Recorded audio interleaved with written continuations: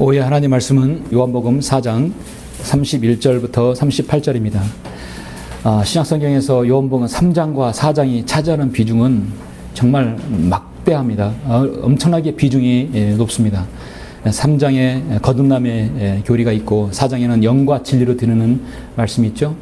이 본문은 아니지만 그만큼 요한복음 3장과 4장이 중요합니다.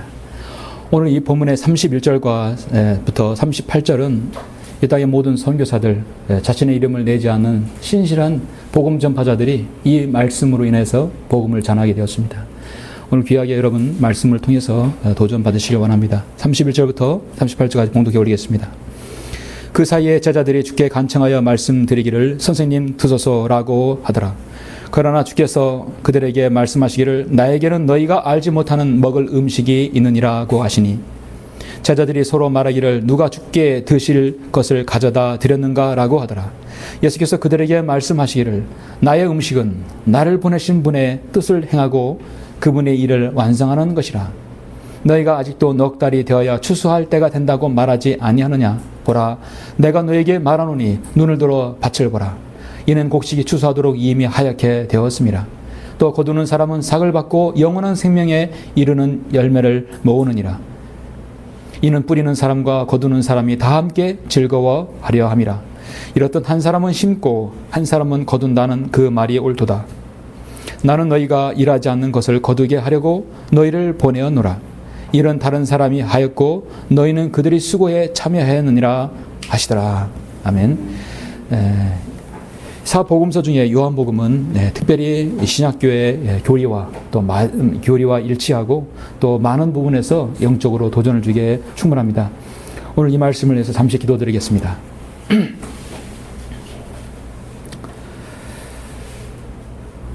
전지전능하셔서 모든 생물과 피조물들을 관장하여 주시고 또 인간의 생사법까지 주장하시는 위대하신 아버지 하나님, 주 크신 이름을 찬양드립니다. 하나님께서 저희들을 예수 그리스도의 피로 구속하여 주시고 자녀로 삼아 주셔서 이 땅에서 어떠한 상태에 있든지 저희들의 상황에서 하나님께 기도를 하려면 기도에 응답해 주시고 귀 기울여 주시는 주님께 다시 한번 감사를 드립니다. 오전에 풍성하게 은혜를 주시고 또 식탁을 허락해 주심을 감사합니다. 이한 시간은 오후에 저희들 다시 한번 모였습니다. 이 경배를 통하여 오늘 선포되는 말씀을 통하여 다시 한번 우리 자신이 하나님 앞에서 어떻게 드려져야 되며 참으로 그 추수의 원리가 무엇인지를 알길 원합니다. 우리가 이 지역교회에 들어와서 참으로 하나님 말씀에 순종하고 사역에 참여할 때 심고 가꾸며 또 거두는 그 대열에 모두 참여하는 여기는 모든 성도님들이 다 될 수 있도록 인도하여 주시길 원합니다. 이런 시간 제가 말씀을 전할 때 주님께서 주님의 능력 가운데 전파하게 해주시고 마귀가 어떤 형태로든 이 시간에 틈타지 못하도록 막아주시며 성령께서 귀한 조명으로 우리 모두를 밝게 인도하여 주옵소서. 모든 걸 주님께 부탁드립니다. 주 예수 그리스도 이름으로 기도드렸습니다. 아멘. 오후의 설교는 나의 아버지는 농부시라. 나의 아버지는 농부시라는 제목으로 설교하고자 합니다. 저는 이 세상에서 창조주 전능하신 하나님을 손길을 빌고 또 하나님의 은총을 많이 받는 사람이 그 직업군이 무엇인가, 정말 하나님을 믿어야 할 사람들이 어떤 직업군인가 생각해보면 농부가 아닌가 생각합니다. 정말 농사 짓는 사람들이 그 누구보다도 하나님의 전지전능하신 손길을 맛보고 있으며 또 그걸 바라야 할 것이라고 생각합니다. 어느 한 마을에 계속해서 흉년이 들었습니다. 농부들이 모여가지고 이제 회의를 하였어요. 근데 이 참 농부들은 감사하게도 주님을 믿는 사람들입니다. 이들은 기우제를 지내는 것이 아니라 어떤 제사를 지내는 것이 아니라 모여서 합심해서 기도를 하게 되었어요. 우리가 이제 모여서 하나님께 기도를 하자. 우리 계속해서 흉년이 드는데 우리가 기도하면 하나님께서 응답해 주시지 않겠는가. 그들은 기도해야 했습니다.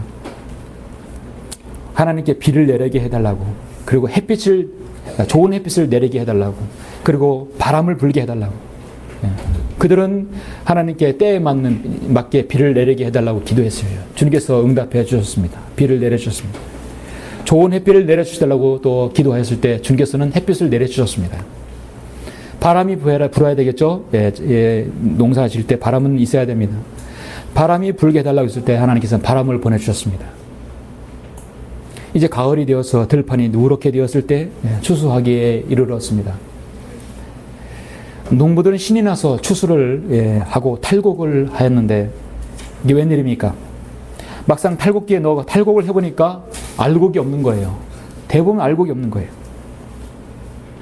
이들은 기도했어요. 모여서 그들은 수군거렸습니다. 아, 왜 우리가 공식이 탈곡한 것들이 알곡이 없지?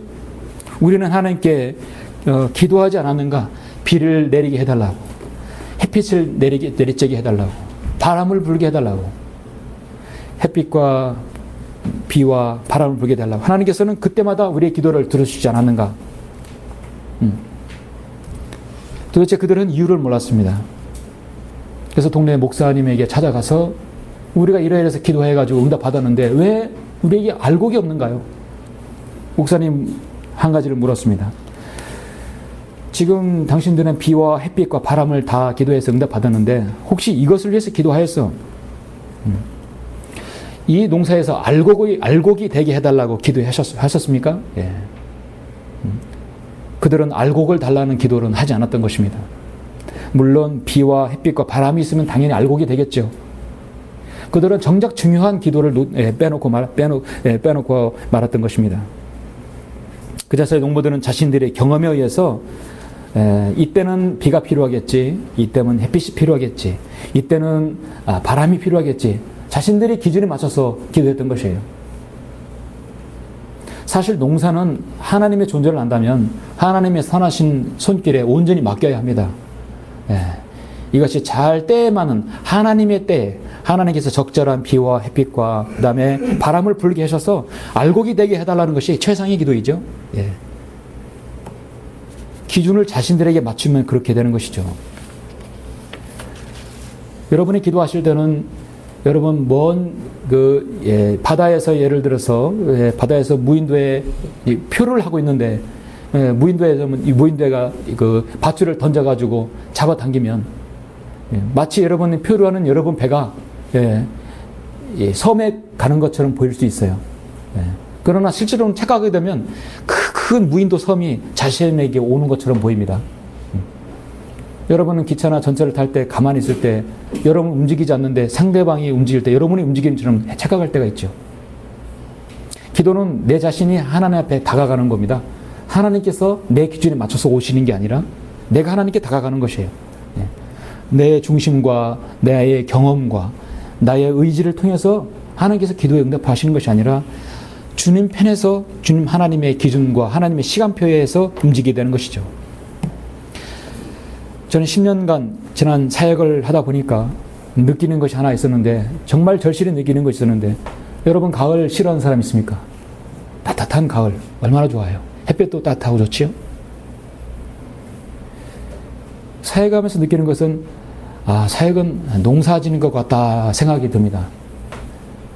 씨를 뿌리고 가꾸고 거두고, 뿌리고 가꾸고 거두고, 이 거두는 것은 참 좋은 기쁨이에요. 가을 햇살이 너무 좋죠. 여러분의 이 풍성한 가을에 여러분 먹는 것도 드시는 것도 좋지만 여러분 정말 이 가을에 이 자연을 만끽하면서 주님과 교제하면서 좋은 책들을 많이 읽으시면 참 좋을 것 같아요. 오늘 본문을 보니까 저는 준비하면서 위에 보니까 러커 목사님도 주석에도 신약 사역은 농부가 농사를 짓는 것 같다는 말을 썼더라고요. 저는 이거 읽기 전에 사실 사역은 농사 짓는 것 같다고 절실히 깨달았어요. 사실 사역 한 4년, 5년 그 영적 전장에 엄청나게 크게 힘을 합칠 때는 그런 걸 못 느꼈습니다. 한 10년 되니까 이 사역은 심고 거두고 가꾸고, 심고 가꾸고 그 다음에 거두고, 이것을 계속해서 동시에 반복한다는 것을 느꼈습니다. 어떤 때는 사역을 하는 데서 사역자의 마음대로, 사역자 자신의 주관대로, 사역자 자기 스타일대로 하다가는 실패하게 되고 심지어 교회까지 파괴되는 경우를 보아왔습니다. 지금까지 지역교회에 있는 그 숫자만큼, 그만큼의 숫자가 지금 교회가 파괴되어 없어진 것입니다. 목회의 정답은 무엇인가? 목회는 사역은 저의 사역이 아니라 여러분의 사역이 아니라 하나님의 사역이라는 사실이죠. 하나님께서 이 사역을 저와 여러분에게 위탁해 주셨어요. 디모데전서 3장 15절의 말씀에서 그러나 만일 내가 지체하면 내가 하나님의 집에서 어떻게 처신해야 하는가를 알게 하려는 것이라. 이 집은 살아계신 하나님의 교회요 진리의 기둥과 터전이라 했어요. 진리의 기둥과 터전입니다. 이 사역의 주체는 성령님이십니다. 성령님은 자신의 순리대로 사역을 행하기를 원하십니다. 조금 전에 말씀대로 사역의 농사라면 이 사역의 주체는 성령님이십니다. 그러면 우리 주님께서 이 사역의 주인이시고 이 농사의 주인이세요. 우리 하나님 아버지는 정말 농부이십니다. 이제 조금 있으면 이제 들녘들이 황금 들녘이 지금 돼가고 있고 이제 추수할 때가 한참 추수할 때이죠. 이제 하나하나 곡식을 딸 때입니다. 여러분은 농사를 지어본 적이 있겠고 저도 농사는 지어보지 않았습니다만 짓는 것은 많이 봤어요. 농사일은 결코 쉽지 않다는 걸 압니다. 그런데 저는 농사를 통해서 성경을 통해서 추수의 법칙과 추수의 원리는 알고 있습니다. 우리가 농사를 짓지 않다 하더라도 오늘 말씀을 통해서 우리는 사역에 지금 농사를 지고 있는 것이죠. 이 농사의 주인은 우리 하나님 아버지입니다. 우리는 바로 하나님 아버지께서 고용하신 우리 농군이에요. 그렇다면 오늘 말씀을 여러분이 잘 이해하실 것입니다. 자, 한번 본문을 보시면 본문은 그 유명한 사마리아 여인이 우물가에서 주님을 만난 그 요한복음 4장입니다. 지금 사마리아 여인은 본문에 나오지 않죠? 그 앞에 나오는 부분입니다. 지금 예수님께서 너무나 피곤해서 더 이상 움직일 수 없을 정도로 너무 피곤합니다. 그런 상황에서 주님께서는 우물가에 앉았는데 제자들은 급하게 음식을 구하러 마을로 갔어요. 그런데 그 사이에 한 사마리아 여인이 물을 길르러 지금 우물에 왔습니다. 주님과 단둘이 대면하는 시간이었습니다. 근데 이 여인은 보통 여인이 아니었습니다. 주님께서 물을 달라고 하여도 물을 주지 않는 한 유대인 남자가 지금 어떻게 사마리아인 개처럼 취급받는 나에게 물을 달라고 할 수 있는 것이냐며 지친 목마른 나그네에게 물 한 모금 주기를 싫어할 정도로 마음문이 닫혀버렸습니다.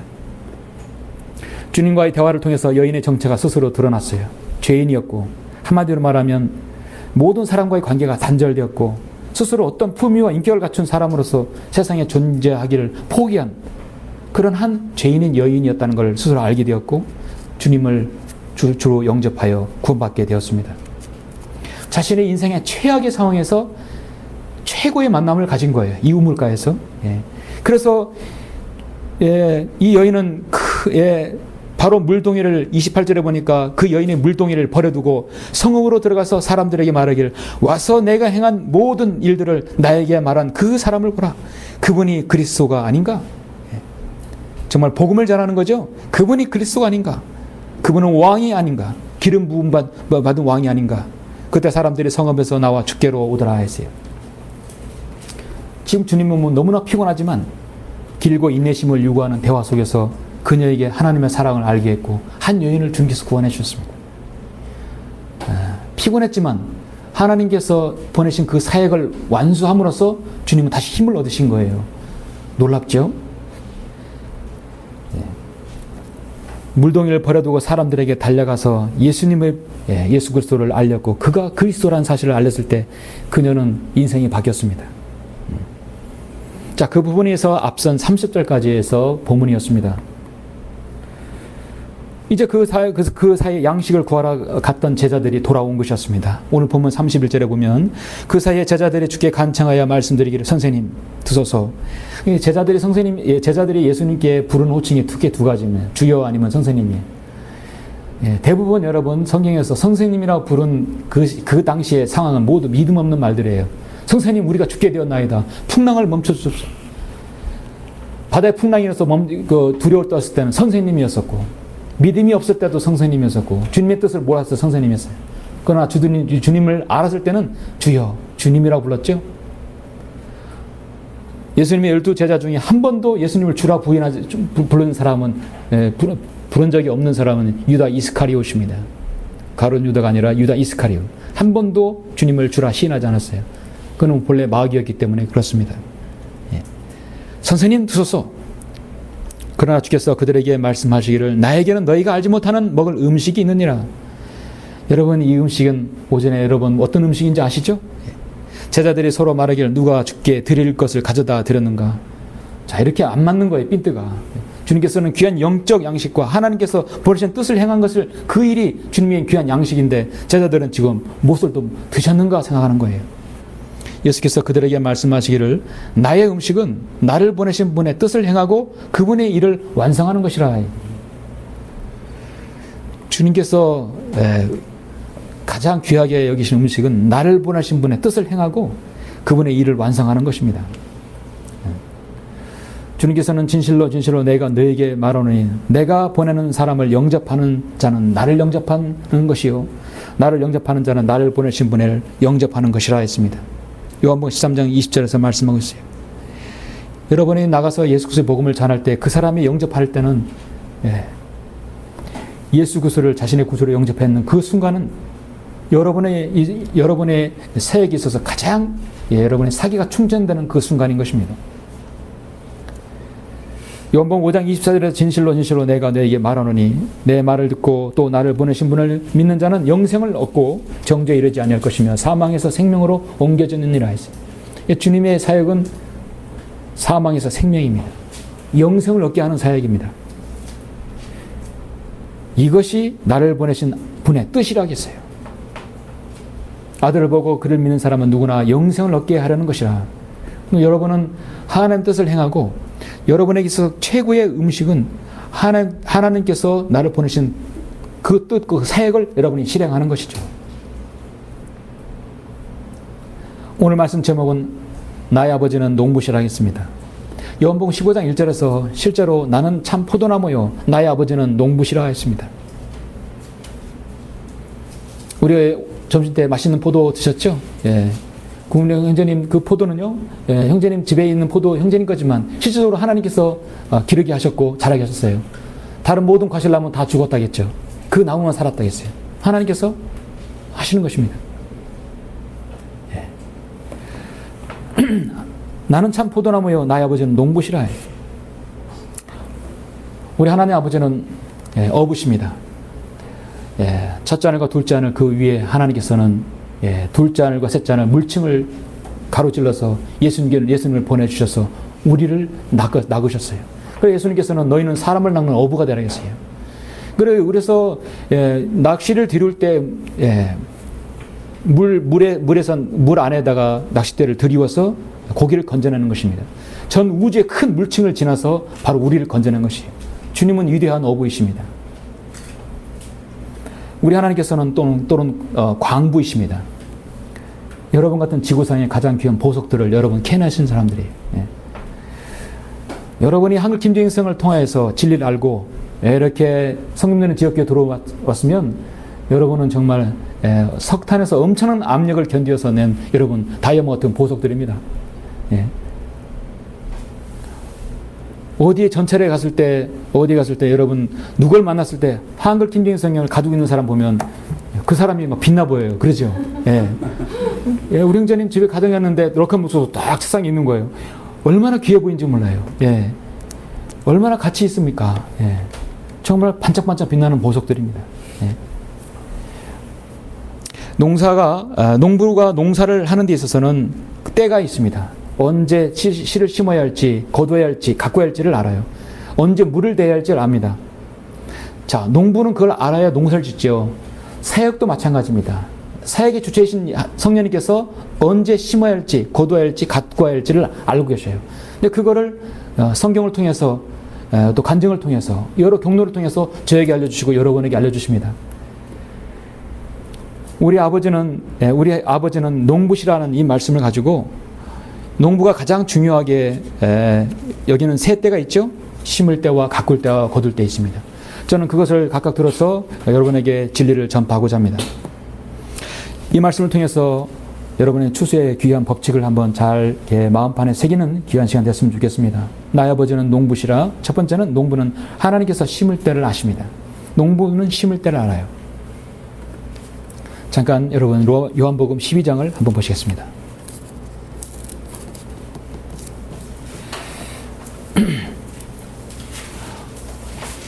우리가 심는다고 할 때 가장 심는 것에서 가장 기본이 되어주시고, 주님께서 이거를 먼저 실행하지 않았더라면 우리는 심는 것에 대한 아무런 의미가 없습니다. 정말 우리 주님께서는 모든 것을 모범을 보이셨고 심는 것에서 모범을 보셨어요. 요한복음 12장 23절 25절 보시면 예수께서 그들에게 대답하여 말씀하시기를 인자가 영광받을 시간이 왔도다. 진실로 진실로 내가 너에게 말하노니 한 알이 미리 땅에 떨어져 죽지 아니하면 한 알 그대로 남아있지만 죽으면 많은 열매를 맺느니라. 자기 생명을 사랑하는 사람은 그것을 잃을 것이요 이 세상에서 자기 생명을 미워하는 사람은 그것을 영생에까지 보존하리라. 아멘. 예. 우리 주님께서는 자신이 하나님의 밀이 되어주셔서 땅에 떨어져 주님께서는 죽으셨던 것입니다. 그렇게 함으로써 우리가 심을 수 있는 근거가 마련된 거예요. 갈보리 십자가의 구속 사역을 주님께서 이루시지 않았다면 어떻게 우리가 구원받고 어떻게 우리가 죄로부터 사망으로부터 우리가 영생을 얻고 구원받을 수 있겠습니까? 그는 육체로 계시는 날 동안 자기를 사망에서 구원할 수 있는 분께 심한 통곡과 눈물로 기도와 간구를 드렸고 하나님께서는 그의 두려우심을 인하여 들으셨느니라 하지요. 갈보리 십자가의 위대한 구속 사역을 통하여 그 보배를 빌려주셔서 하나님의 미랄이 되어주심으로 우리가 심을 수 있는 근거를 마련해 놓으신 것입니다.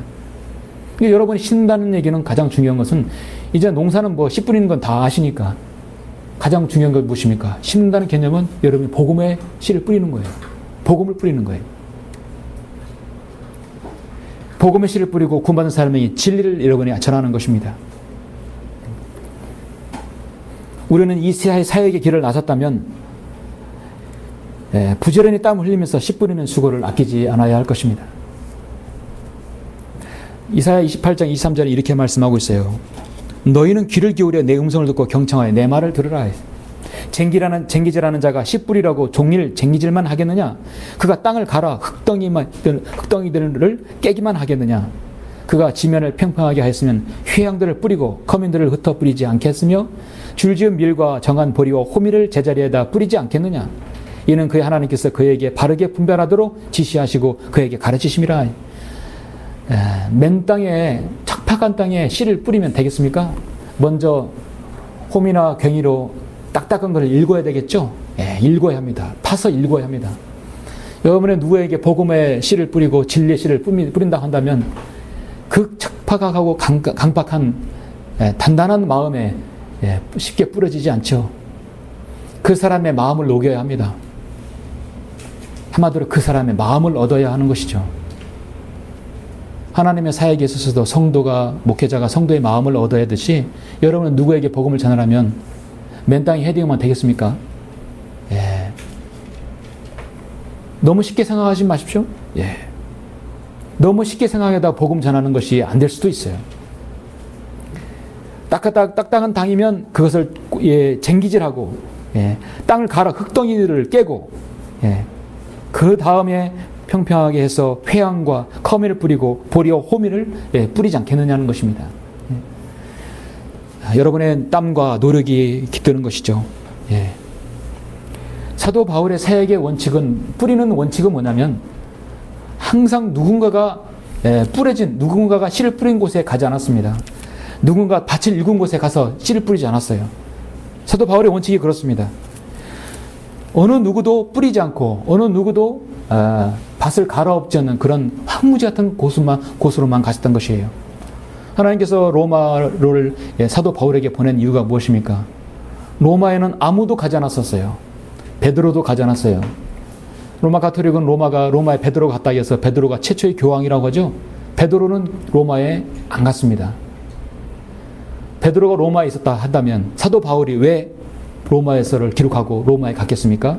왜 그러냐면 로마서 15장 20절에서 이렇게 말씀하고 있어요. 또 나는 그리스도의 이름이 불려지지 아니한 곳에서만 복음을 전파하려고 노력하였으니 이는 다른 사람이 기초 위에다 짓지 아니하려 함이라. 사도 바울의 사역의 원칙이에요. 황무지만 가서 개간을 하고 복음의 씨를 뿌렸던 것입니다. 로마에서 간 거예요. 베드로는 결코 로마에 가지 않았습니다. 황무지를 개척하는 마음입니다. 이 천안성의 진열교는 사역 11년이 되어 갑니다. 그동안에 3번의 큰 영적 전쟁이 이루면서 여러분 현재 수보다 30년 가까이 숨은 성도도 있었어요. 한 번, 두 번, 3번의 큰 풍파가 있어서 어려움도 많았습니다. 그럴 때마다 여러분 이 빈자리를 여러분이 채워주시고 여러분 함께 해주셨어요. 저와 2년, 3년, 4년, 5년, 6년 늘 같이 해주신 분들은 저는 개인적으로 너무너무 감사를 드립니다. 제가 일일이 거명하지는 않겠습니다만 그 어려울 때 여러분이 자리를 채워주시고 여러분 자신을 들여서 같이 섬겼던 여러분의 섬김을 저는 잊지 않고 있습니다. 이제 우리는 다시 하나가 되어서 주님께서 다시 성도를 붙여주셔서 이제 다시 여러분을 시켜서 황무지를 개간하고 지금 뿌리라고 하나님께서 여러분을 모이게 하여 주셨습니다. 씨를 뿌리러 나가는 것 쉽지 않습니다. 고되고 어려운 일입니다. 그러나 우리는 수확의 기쁨이 있기 때문에 가능한 것이죠. 여러분께서 그 누구에게도 어디에게서 뿌려지는 씨는 참으로 수많은 눈물의 사역자들과 성도의 눈물의 기도와 희생이 치러지는 것입니다. 우리는 하나하나 보낼 때마다 정말 우리는 산고를 치르는 느낌인 것입니다. 여러분이 어디에서든 뿌려진 씨는 반드시 열매를 맺게 되어 있습니다. 우리는 또 이 사역을 통해서 인터넷에 나감을 통해서 사람들에게 복음이 전파되고 진리가 전파되고 있죠. 어떠한 경우를 통해서라도 여러분이 전하는 전도지와 복음은 성경에서 말씀하였듯이 너희가 거듭난 것은 썩어질 씨로 된 것이 아니라 썩지 아니할 씨로 된 것이니 살아있고 영원히 거하는 하나님의 말씀으로 되었느니라. 이 모든 육체는 풀과 같고 사람의 모든 영광은 풀의 꽃과 같으며 풀은 마르고 꽃은 져도 주의 말씀은 영원토록 남아 있음이라. 이것이 너에게 복음으로 전해진 말씀이니라 했습니다. 여러분에게 진지하게 전도지 하나가 그 사람에게 1년 후에, 5년 후에, 10년 후에 역사할지를 모르는 것입니다. 지금도 어디인가에서 마음의 가정에서 아니면 교회로 인하여 갈등을 하고 기도하는 가정이 분명히 있을 것이에요. 때가 되면 하나님께서 그런 사람들을 다시 불러주시는 것입니다. 여러분 잘 아시는 시편 126편 5절 6절에서 이렇게 말씀하지 않습니까? 눈물로 씨를 뿌리는 자들은 기쁨으로 단을 거두리로다 했어요.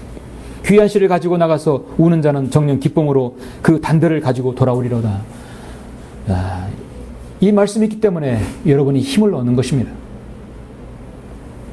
복음을 전파할 때 힘이 들다 하더라도 눈물로 씨를 뿌리는 자는 기쁨으로 단을 거둔다는 그 원칙이 있기 때문에 우리가 하는 것입니다.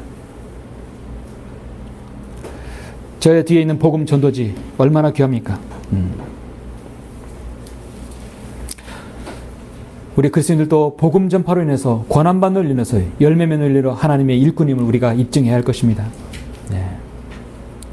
여러분의 눈물로 씨를 뿌리면 반드시 기쁨으로 거두게 되어 있습니다. 나의 아버지는 농부시라. 두 번째, 여러분 심었으면 그 다음에 하나님께서는 가꿀 줄을 아시는 것입니다. 가꿀 수는 있어야, 그걸 가꿀 수 있어야 합니다. 씨를 뿌리면 언젠간 잠시 후면 싹이 드러나겠죠? 잠시 여러분 고린도전서 3장 4절 보시겠습니다. 고린도전서 3장 4절, 3장 4절 보시겠습니다.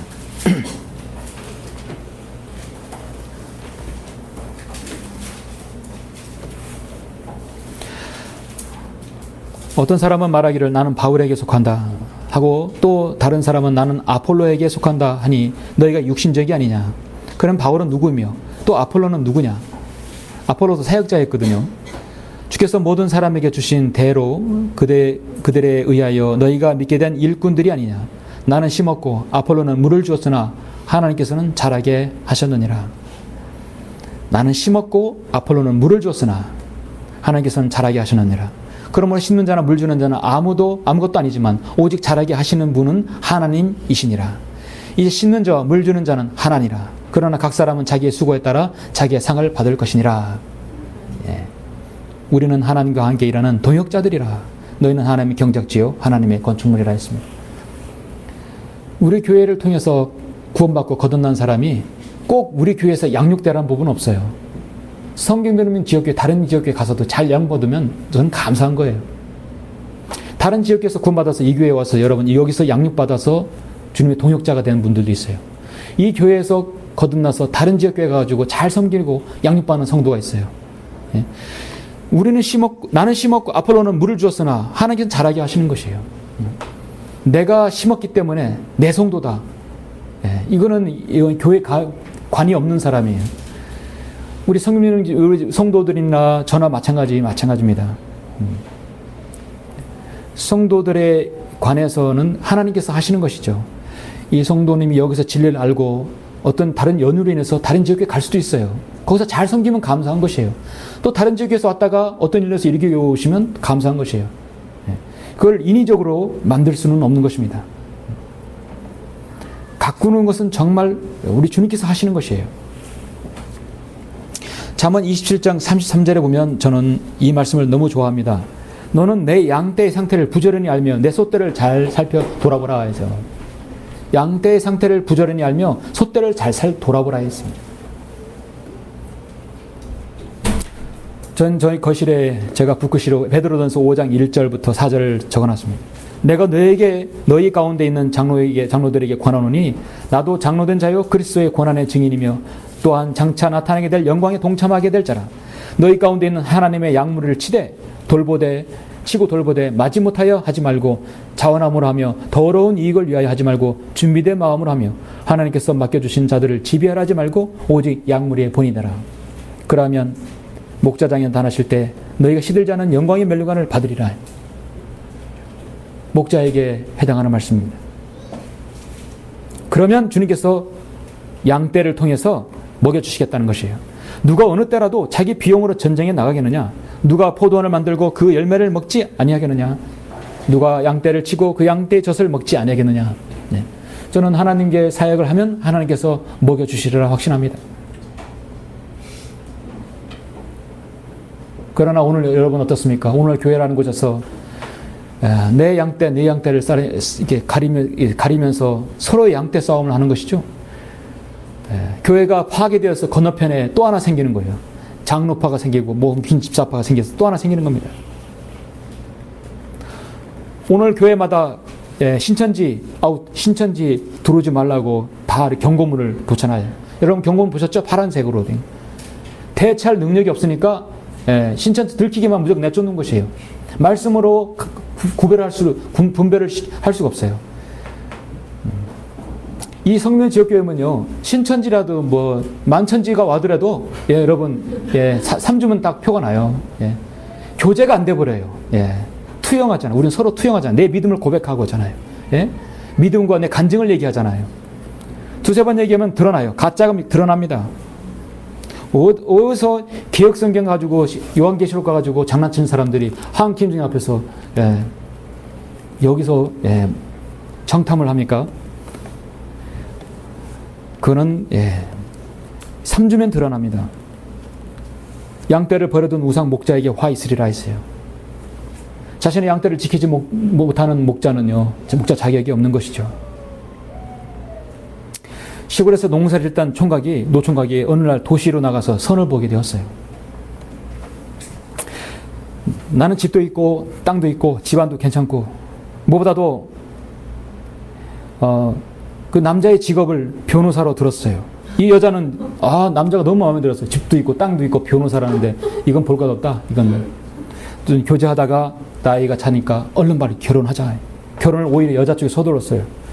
결혼도 하고 신혼여행을 마치고 며칠 후 지난 다음에 새로운 살림을 위해서 이제 집에 간다고 해서 같이 타고 가는데 여자가 계속 궁금했어요.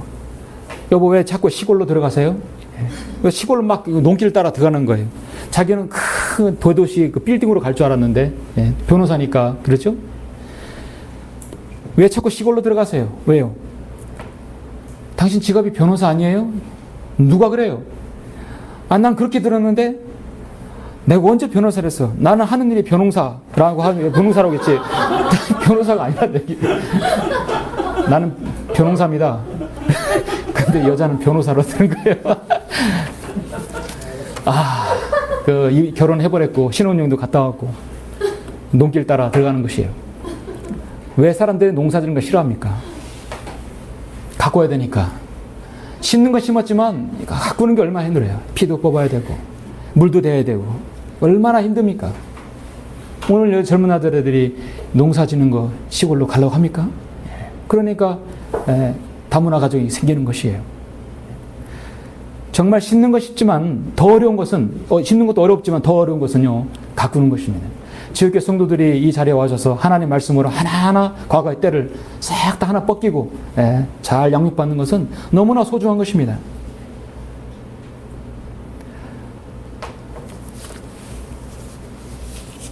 나의 아버지는 농부시라. 자, 농부는 마지막으로 거둘 때, 즉 추수할 때를 압니다. 언제 거두어야 할 때, 추수할 때를 아는 것이죠. 이제 오늘 본문에 왔습니다. 여러분 본문을 4장 35절을 보시면 35절부터 37절 보십시오. 너희가 아직도 넉 달이 있어야 추수할 때가 된다고 말하지 아니하느냐. 보라, 내가 너에게 말하노니 눈을 들어 밭을 보라. 이는 곡식에 추수하도록 이미 하얗게 되었습니다. 또 거두는 사람은 삭을 받고 영원한 생명에 이르는 열매를 모으느니라. 이는 뿌리는 사람과 거두는 사람이 다 함께 즐거워하려 함이라. 이러듯 한 사람은 심고 한 사람은 거둔다는 그 말이 옳도다. 가만히 보니까 여러분, 지역교회 사역은 하나님 농사의 때와 같은데요, 이 지역교회 사역은 이 세 가지가 동시에 이루어지는 것 같아요.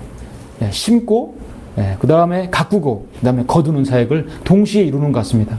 농사는 때에 따라서 심기도 하고, 그 다음에는 가꾸고, 그 다음에는 철에 따라서 추수를 해야 되지만, 하나님의 사역은 한편에서는 계속 심고, 한편에서는 계속 가꾸고, 한편에서는 계속 거두는 것이죠. 우리가 금산에서 복음 전한 적 있지 않나요? 금산에 가면 인삼이 많죠? 6년근 인삼. 그 사람들은 해마다 거두어요. 왜냐하면 해마다 심으니까. 해마다 심은 것은 계속 가꾸게 되고, 6년 가꾼 것은 아주 6년 뒤에 거두게 되고, 그 다음에는 5년째 한 것이 다시 거두게 되고, 해마다 심으니까 해마다 거두는 것이에요. 우리도 해마다 심으면, 해마다 가꾸면, 해마다 귀한 열매들을 여러분이 거둘 수 있는 것입니다. 누가복음 10장 2절에 보면은 그러므로 주께서 그들에게 말씀하시기를 참으로 추수할 것은 많으나 일꾼들이 적도다 했어요. 주님께서 딱 보니까 넉 달 있어야 추수할 때가 된다고 말하지 아니하느냐. 그런데 보라, 눈을 들어 곡식이 추수하도록 이미 하얗게 되어버렸어요. 이미 주님께서 보기에 나를 보내신 아버지의 뜻을 행하는 일이 너무나 많은 거예요. 이제 주님의 사역의 시작은 2장 3장에 사마리아 여인 만나고, 이제 주님은 앞으로 계속 사역을 해야 할 때이고 많은 곡식을 거둬야 할 때가 지금 있는 것입니다. 실제 우리의 상황도 아까 여러분 찬양하였듯이 참으로 추수할 것은 많으나 일꾼들이 적습니다. 한국교회는 크고 양이 아주 비대하나 정말 일꾼들이 적지요. 그들이 나가서 전도지를 어떻게 전하겠습니까? 전도지도 없고 복음을 모르는 사람들이 어떻게 복음을 전할 수 있겠습니까? 하나님께서는 그 소수의 성경 듣는 사람들 통해서 여러분에게 복음을 위탁을 해 주신 것입니다. 주님께서는 홀로 사역을 하셨고 다 하실 수 있어요. 12명 제자가 없어도 주님의 사역은 위대한 사역을 하실 수 있어요.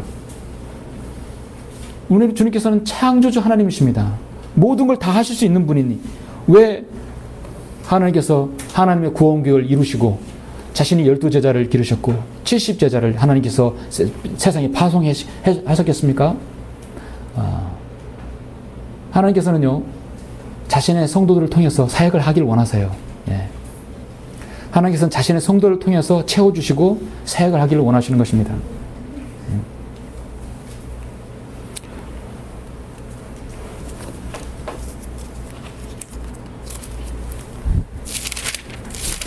에베소서 5장 보니까 주님께서 이렇게 말씀하셨죠?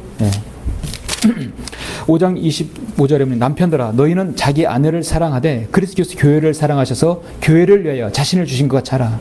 주님은 교회를 위해서 자신을 주셨어요. 이미 교회를 탄생하시기 위해서 자신을 내어주셨다는 것입니다. 그럼 이 교회가 이 땅에 나왔다면 교회가 해야 할 일은 주님의 그 위탁한 사역을 우리가 실행해야 되는 것이죠. 주님께서 씨를 뿌리신 것을 우리 동일하게 우리도 뿌려야 되는 것입니다. 왜냐하면 하나님께서는 교회를 통해서 사역을 펼치기를 원하시는 것이죠. 선교 단체가 아니라 로마 가톨릭이 아니라 어떤 종교 단체가 아니라 신실한 지역교회를 통해서 자신의 사역을 펼치기를 원하시는 것입니다. 그리고 훈련시키시고 다시 또 열매를 거두게 하시는 것입니다. 오늘날 한국교회는 성령님의 능력은 무조건 병 고치고 귀신 내쫓고 방언하며 성령 능력이라고 하지만 그건 다 가짜들이죠. 정말 성령의 능력이 무엇입니까? 십자가를 전파하는 것이 멸망하는 자들에게는 어리석은 것이지만 구원을 받은 우리에게는 하나님의 능력이라. 예. 어떻게 길 가다가 멀쩡한 사람을, 바보도 아닌 사람을 생으로 붙잡아서 어떻게 같이 머리 숙여서 기도하고 했다, 따라서 기도합니까? 그 사람들이 바보예요? 아니잖아요. 그렇죠? 예. 여러분이 십자가를, 복음을 전파하는 것은 멸망하는 자들의 어리석은 거지만 하나님의 능력이에요. 하나님의 능력으로 자신이 죄인임을 알고 같이 머리 숙여 기도하는 거예요. 우리 천하성김 사역은요, 특징은 그 모든 중요한 아주 중요한 그 타임을 다 사진으로 다 담아놨습니다. 인위적인 것이 아니에요. 우리는 서로가 저 형제가 지금 거리에서 기도하고 있고 설교하고 있구나. 중요하게 예수 그리스도를 영접하는 순간은 우리 사진을 찍어놔요. 나중에 다 취합해서 모아놓으면 귀한 자료가 되는 것입니다.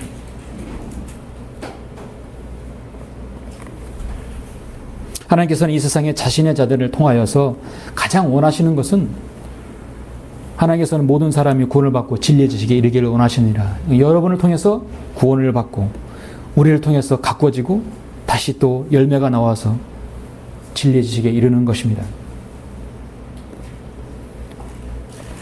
그래서 우리가 전하는 복음은 너무도 중요하죠. 오늘날 급변하는 국제정세, 경제적으로 힘든 이 시기에 우리가 무엇을 하는 것이 더 중요하지만 더 중요한 것은 우리가 주님을 위해서 어떻게 무엇을 해야 되는 것인가. 이 지역교회를 사역을 위해서, 주님의 사역을 위해서 우리가 어떻게 나아갈 것인가 중요한 것입니다. 나가서는 복음과 진리를 전파하는 것이고, 들어오시면 하나님 말씀으로 나 자신을 든든하게 하고 세워지는 것이고, 또 성도의 교제를 통해서 힘을 얻는 것입니다. 바로 영적 전쟁에서 이 찬양성의 침례교회는, 이 모임은 바로 직결지인 것입니다. 한 주일 동안 나가서 영적 전쟁을 싸우고 다시 직결하는 직결지인 것입니다. 야전 직결지예요. 사도 바울은 고린도후서 6장 2절에서 기뻐 받아들인 때가 내게 내 말을 들었고 구원의 날이 너를 도왔도다. 보라 지금이 기뻐 받아들여진 때요. 보라 지금이 구원의 날이라. 보라 지금이 기뻐 받아들여진 때요. 보라 지금의 구원의 날이라 했습니다. 바로 지금 구원받을 때입니다. 갈라디아서 6장에서 자신의 육신에 심는 자는 육신으로부터 썩은 것을 거두고 성령에 심는 자는 성령으로부터 영생을 거두리라 했습니다. 선을 행하다가 낙심하지 말지니 쓰러지지 아니하면 때가 되어 거두리라 했습니다. 여러분이 언젠가 뿌려진 씨가 아직 거두지 못한다 하더라도 때가 되면 언젠가 거둘 것입니다. 때가 되면 언젠가 거둘 것입니다. 우리가 뿌린 씨가 다른 지역에서 거둘 수도 있어요. 감사한 일입니다. 배합할 필요 없는 것이에요. 어느 지역에서든 신실하게 섬기면 되는 것입니다.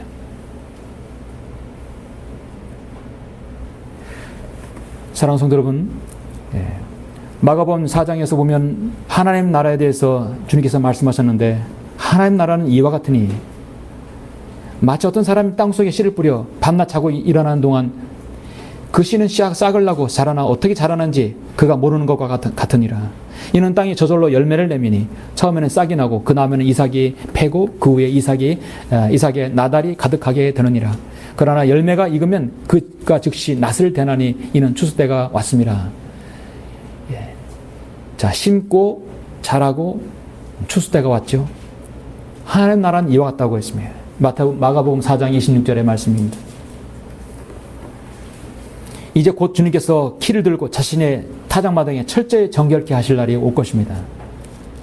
알고 검어서 창고에 들이고 쭉정이는 꺼지지 않는 불에 태울 것입니다. 오늘날 많은 신실한 성내는 지역교회 말고 제도권 교회에서도 한국 김정일 성령을 알고 교회를 완전히 간판을 내리고 성내는 지역교회로 합류하는 그런 사람들도 가끔은 있어요. 아주 드물게 있습니다. 참으로 양심적인 사람들이죠. 오늘날 한국 개혁성경으로도 복음을 전할 수 있고 개혁성경으로 진리를 전할 수 있지 않습니까? 그렇게 반박하는 사람들은 먼저 성경을 바꾸고 자신이 교회에 자신이 담임하는 그 교인들이 쭉정리해서 알곡으로 바꿔야 되는 것입니다. 자신이 교인이 구원 받았는지 안 받았는지, 지옥에 갈지 하늘나라 갈지도 알지 못하는 사람이 어떻게 하나님의 사역을 한다고 했습니까? 먼저 자신의 교인을 성도로 축정이나 알곡으로 바꿔야 되는 것이 가장 우선순위인 것입니다.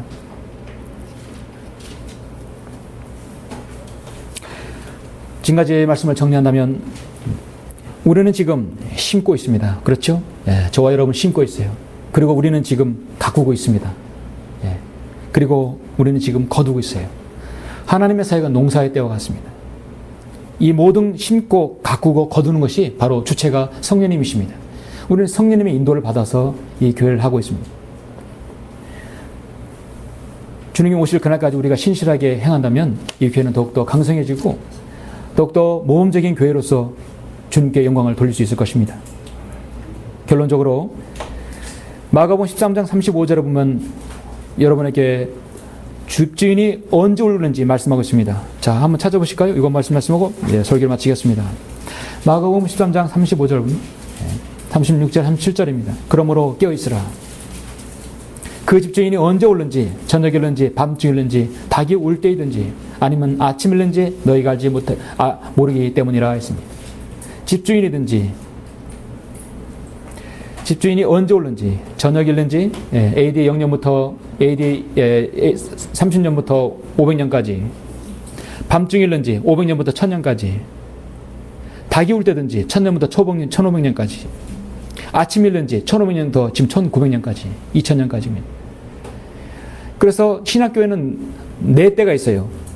저녁이든지 밤중이든지 닭이 울 때든지 아침이든지. 여러분, 아침이 오면 태양이 뜨게 되어 있어요. 의의 태양이신 예수님께서 오실 때 되어 있습니다. 이제 곧 아침이든지 그때가 다가온 것입니다. 그 갑자기 와서 너희가 잠든 것을 보지 않도록 하라 했어요. 추수의 주님께서 농부들의 지금 일을 맡기셔가지고 지금 다시 오실 때가 되었습니다.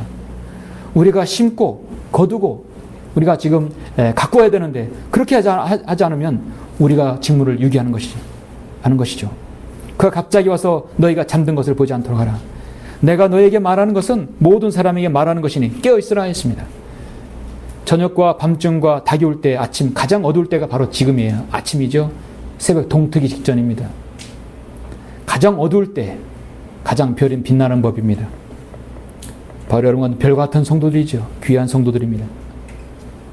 주님께서 다시 오시지 않으면 사도 바울이 말하는 대로 만일 그리스도 안에서 우리가 바라는 것이 오직 이생뿐이라면 우리는 모두 사람 가운데 가장 비참한 사람인 것입니다. 그러나 우리는 비참한 사람이 아니라 가장 행복한 사람이고 가장 가치 있는 사람인 것입니다. 주님께서 이 사역의 주관자이신 만큼 이 사역을 주님 오신 그날까지 신실하게 우리가 심고 가꾸고 거두시는 우리 모두가 다 되시길 바랍니다. 기도하시겠습니다.